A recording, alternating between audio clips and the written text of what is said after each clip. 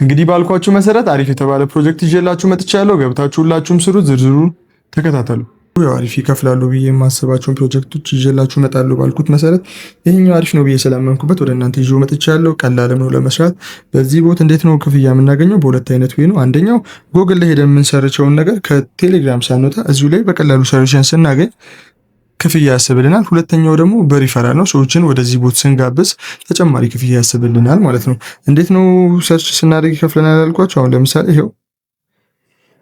ይሄንን ሰርች ላደረኩኝ የሚያስብልኝ ሳንት ያለ ተጨማሪ ደግሞ ሰዎችን አንድ ሰው ኢንቫይት ባደረግን ቁጥር 0.16 ይሰጠናል። አካባቢያችን ላይ 10 ሰው አናጣም። 10 ሰው አደረግን ማለት ወደ 1.6 ኦልሞስት 300 ምናምን ብር ማለት ነው።